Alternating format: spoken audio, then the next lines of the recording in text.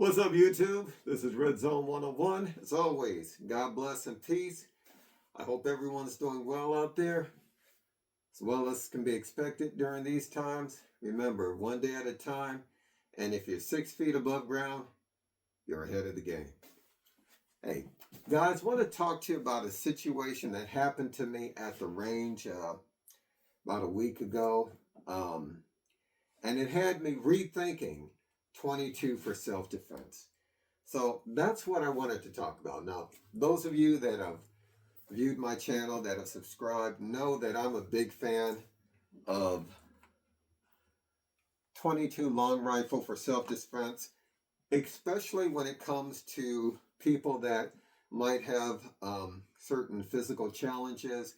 The elderly, you start to lose your upper body strength, what have you. You might have been in an accident or what have you, and you don't have the same hand strength, arm strength. So let's say handling something like this right here. This is loaded. This is my 9mm. This is a SIG P365 with a Wilson combat grip module.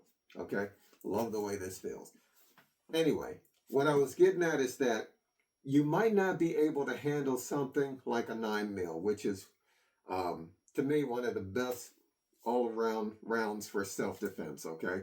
Doesn't have too much recoil, but at the same time, has good stopping power, for lack of a better word.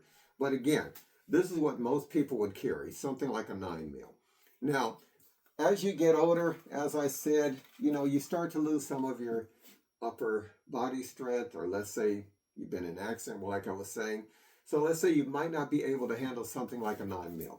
So you might be at a point where something even like a 380 might be too much. That's where a 22 is a great option. To me, it's better than a sharp stick, and it gives you distance between you and your aggressor, your attacker. Okay, I said all that to say this.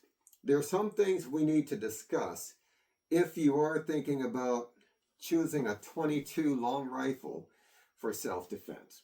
And the reason why this came up, as I said earlier, I was at the range and I was practicing with my new 9mm. I've got a SIG P365 fuse. Really nice gun.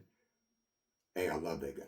Anyway, that said, after I went through about 100 or 200 rounds, just making sure it functions correctly, I wanted to just have some fun plinking.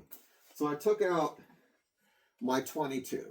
Now this right here is a Ruger Charger in an ATI stock, okay? Basically, it's a Ruger 1022, but in a pistol form. Got a pistol brace on it, angle grip. This is a really fun gun. Let's try that again. Make sure that the mag is in there good. I'm not going to delete that. Anyway, this is a really fun gun when the mag is in it and locked in it to plink with. Got me a little red dot here. Just really fun gun. And actually, even for self-defense, this is not a bad option, okay? If you're thinking about a 22 for self-defense, well, that's what I was thinking. Until I went to the range. Now I went to the range, and as I said, I was about to try out my 22, put a mag in it, made sure it clicked in this time, okay? And I went to shoot it, and all I heard was click. So I said, wait a minute, nothing happened. So took out the mag, pulled the bolt back, noticed the round was still in there. So I tried to eject the round, right? I could not eject it. And I thought, So I had to lock the bolt back, secure it, take my finger, and literally pry the round out. Now after that, once I put the mag back in, cycled the action, not a single issue. And I went through about 3 or 4 mags, okay? 15 round mags, just having fun, right? And granted, this is a really nice, the firearm itself high quality. When the ammo works, I'm telling you, it just goes. I mean, it runs like a sewing machine. This thing just keeps going and going and going. Again, when the ammo's right, okay? Now, when that happened, I got to thinking, this is one of the guns I thought about, if I was going to use a 22 for self-defense, this might not be a bad bedside gun, small enough to take out real quick and get on target. Maybe even a car gun. Reason I say that is this is sold as a pistol, okay? As I said, this is the pistol version of a Ruger 1022. And again, taking nothing away from the gun is great, but ammo. When that first round didn't go off and I had to take my finger, drop the mag, take my finger and pry it out and then put another mag in, and then after that it shot well. I got to thinking, what if I was in a home defense situation?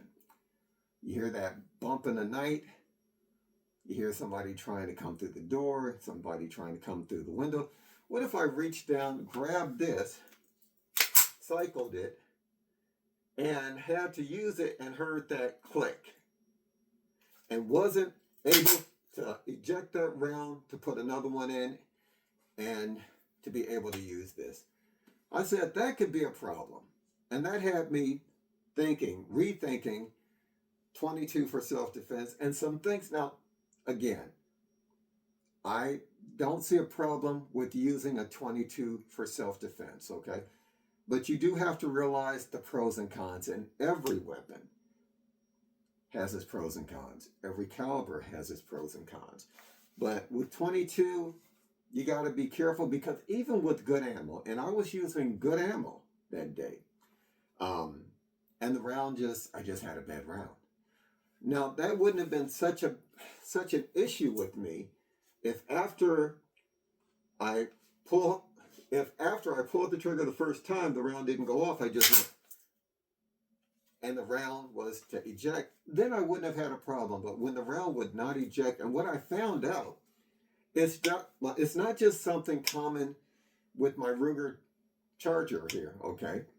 But I think that's something that's common with most 22 semi-auto rifles, because I went and tried the same thing with my HK MP5, okay? That's chambered in 22. That's a really fun gun. Take it to the range. I'm telling you, I can go through mag after mag after mag. And like my Ruger here, when the ammo's good, it just runs. I mean, period. It just runs. Very fun gun to shoot. But again, there's always that chance you might get that one bad round. And that's something you got to consider, okay? So that said, would I still maybe consider this a good option as a self-defense gun, let's say for home defense?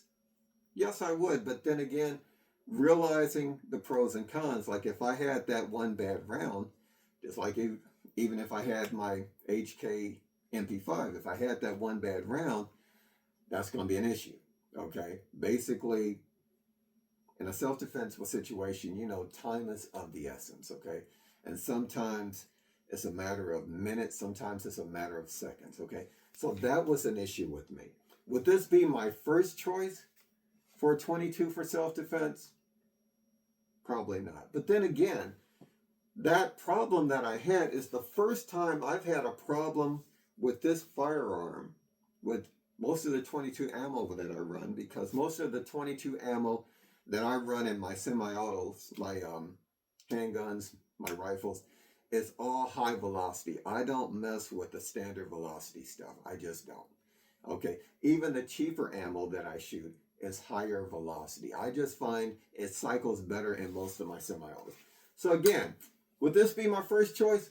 Probably not. Although if it was handy and it was the first thing that I grabbed, would I use it? Of course I would. Okay, because again, for the most part, this gun is very reliable.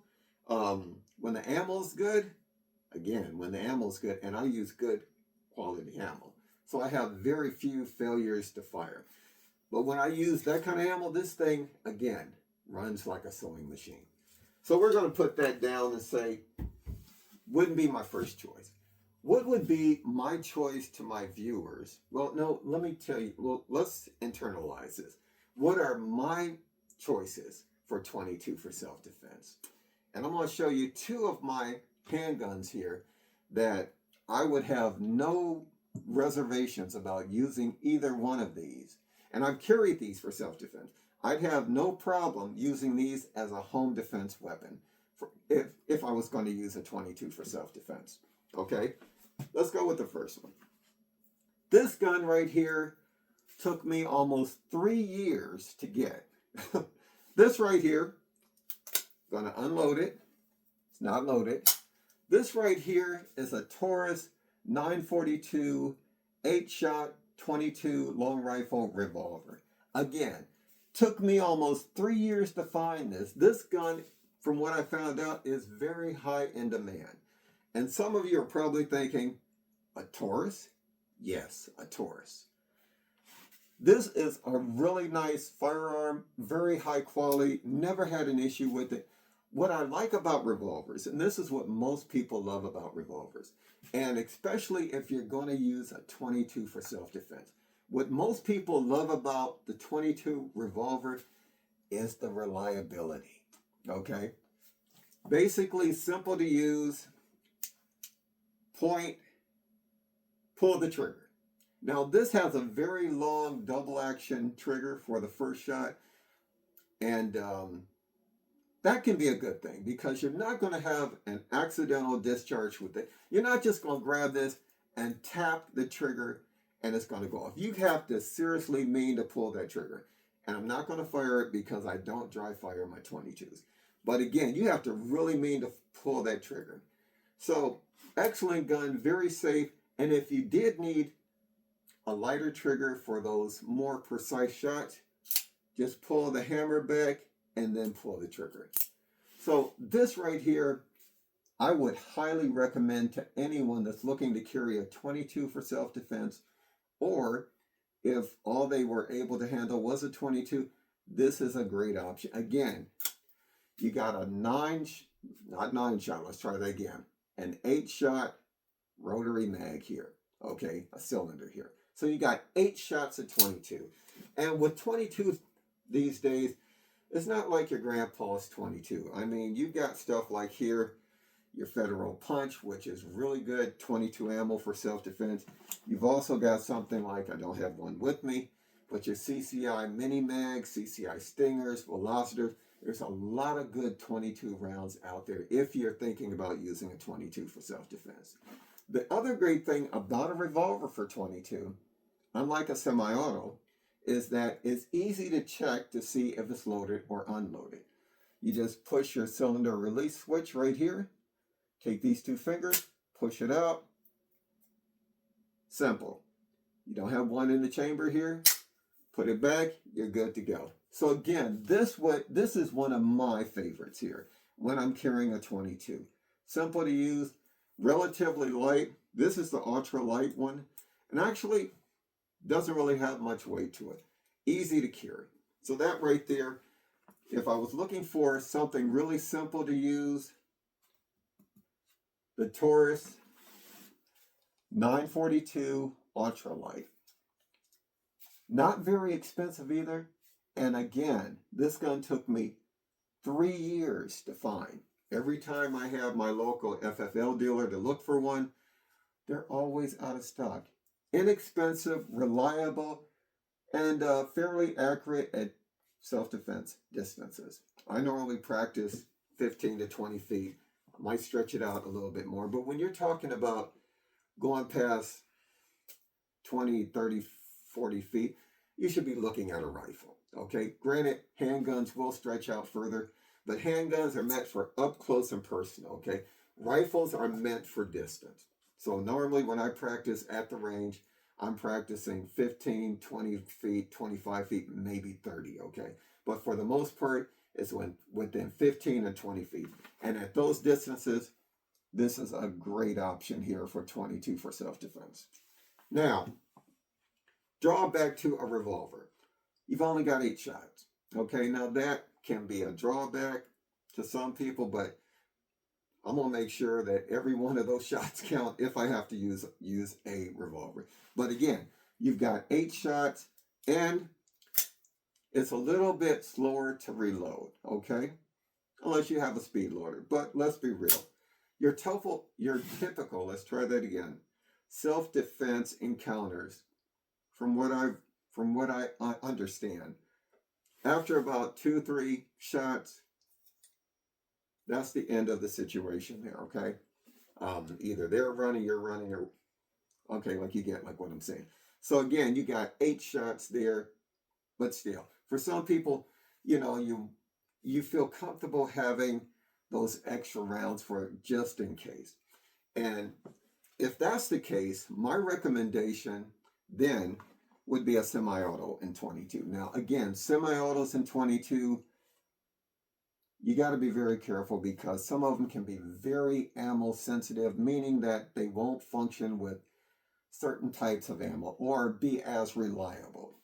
That said, this is my choice for a reliable 22 semi-auto. This is the Smith & Wesson M&P 22 Compact. Now, you guys have seen me show this like on my channel before, but again, this is definitely my choice. Not a target gun, but again, at self-defense distances that I practice, I can get really tight groups with no problem.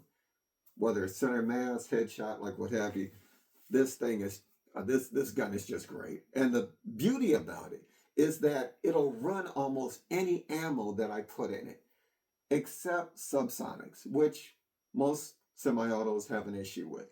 But when I'm using the ammo that I'm using, which is high velocity ammo, I can't think of the last time I've had a failure to feed, a failure to eject, a failure to fire.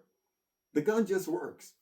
Great gun. And the great thing about this semi-auto here, unlike, let's say, a semi-auto that's more in a rifle form, is that if I had a problem, let's say I fired the first round and it didn't go off. The beauty about this particular gun right here, that I would choose this for self-defense if I could only have one over a semi-auto rifle. The reason I would choose this is just basically for this reason. I'm going to put a mag in. First of all, not loaded, but I'm going to put a mag in. It's chambered. If the first round didn't fire, I go to fire, it didn't fire. Did you see that? Rack the slide back, the round ejects immediately. I don't have to fiddle with it. Again, first round doesn't work, I just rack the slide back again. I'm ready to get into action. And that took a fraction of a second. I'm going to unload that. Not loaded. This is a great, when I say great option, this is one of my favorites. This is probably one of my favorite guns. Out of all my guns, this is my favorite gun to take to the range and just practice with, plank with. And again, I've carried this on numerous occasions as an EDC. Okay? So again, the M&P, try that again. Smith & Wesson M&P 22 Compact. Telling you, these names for these guns get longer and longer. But anyway, if you're looking for a good 22 semi-auto, this would be my choice. This is my choice. Okay? So again, and the beautiful thing about a semi-auto is that you can carry spare mags. Okay? Now this right here is a 10-round mag, and it's so light. You could carry 2, 3, 4 of these compared to, let's say, carrying a mag that has 9 mil in it and it weighs almost nothing. Okay? Try carrying 3, 4, 9 mil mags, let's say whether they're 12 round mags or 17 or whatever, you're going to feel that weight. With this right here, almost nothing. Now, some people might say, well, it's only a 22, okay? And it's not going to have what people consider stopping power, because really, what is stopping power? It's not going to have the stopping power of a 9 mil. My response to that is shot placement. Now, with any self-defense option that you choose, shot placement is crucial. It is crucial. Okay. whether it's a 9 mil, whether it's a 40, whether it's a 380, so forth and so forth. 357 Magnum, 38 Special. Shot placement is very crucial, but even more so when it comes to a 22, okay? But the great thing about the 22, unlike my 9 mils, take that out. I'm going to drop the mag, I'm carrying it. This right here, because it's such a small gun, great gun for carry, it can be a little snappy, okay? So I'm going to fire, and like my recovery time to shoot the next round is going to be slower. With my 22 here, let me tell you, there's almost no recoil. It's almost like shooting a BB gun. I can get on target real quick, and I can fire 2, 3, 4 rounds way quicker than I can fire 2, 3 rounds with this one right here, okay? Not taking anything away from the 9 mil, okay? This is still one of my favorite carries, okay? And put that back in my holster, okay? And I'm good to go. But again, almost no recoil. Now, the downside about any semi-auto compared to, let's say, your Revolver here, would be that, let's say for new people, let's say you wanted to unload your gun to make it safe, okay? You want to clear it. You drop your mag and you think the gun is clear. No, it's not. Did you check the chamber yet? You need to draw that slide back. Okay, nothing's in there. If you forget to do that, and that's happened to many people, even experienced shooters, forget to check that chamber there, go to they take the mag out, then let's say it's striker fired, and with some striker fired semi-autos, to disassemble it, you got to take the mag out, pull the slide back, and you have to pull the trigger in order for the slide to go forward. Okay, not with all of them, but with some of them you do. Let's say you have a round in the chamber then. What's going to happen? You're going to have an accidental discharge. And if you don't have it pointed in a safe direction, that could be catastrophic. Okay, not going to drag that out, okay? But again, that is one of the advantages, and actually can be a disadvantage of a semi-auto. But still, these are some of my favorite 22 handguns to carry, or for home defense if I'm going to use a 22 for self-defense, okay? Now, not taking anything away from, let's say, using a 22 semi-auto rifle, okay? Because when the ammo's right, this thing, again, works like a sewing machine. It just goes and goes and goes and goes. So that's why it's one of my favorite guns to take to the range. Cheap to shoot, low recoil, extremely accurate, and the fun factor, just fun. But that one thing had me rethinking 22 when I couldn't eject that round. Once, let's say I had that bad round, I tried to eject it, the ejector just would not grab it and spit it out. If it did grab it and spit it out, I would highly recommend one of these for home for self-defense. But because of that, okay, I guess that's for you to decide if it's for you or not. I still like it, would use it, probably wouldn't be my first choice because of that. Okay, now, if you're looking for an alternative, okay, let's say you want a rifle for 22 for self-defense, but want something a little more reliable. There's bolt action, which I got one of those I'm working on. Okay, I know, what's wrong with me? I don't have a bolt action 22. Hey, next video. Or there are some revolvers that are in 22 long rifle. Heritage makes one. Trying to remember the name of it because I have it. But anyway, but my choice, if I had to have a 22 rifle for self-defense, something that I know is going to be reliable, would be something like this right here, a lever action. Now, to me, the lever action is like the Revolver of handguns, okay? The lever action is just, it's such a reliable system. I mean, basically you cock the lever back, it's not loaded, pull the lever back, and you're ready to fire. To eject, pull it forward, bring it back to cycle the next one. Now this one here is tube fed, okay? In other words, I have to lift this up and drop my rounds in here. This here is actually not a rifle, but I wanted to bring this out as a demo. This right here is a Henry Maris leg. I've had this rifle for I don't know how long. I just love. This is one of the guns. If you talked about certain guns you just would not sell, would not get rid of, this one right here. This is one of the most fun, most reliable guns that I own. As long as you don't short stroke it. Okay. Don't laugh. Okay. What I mean by that, instead of going all the way forward and bring it all the way back to cycle the next round, you bring it about halfway and then try to cycle the next round. Guess what's going to happen? You're going to have a jam. But again, that is user error then, not the firearm. So again, and what I love about this firearm, unlike, let's say, my semi-autos, is if I do have a jam, put one round in just to show.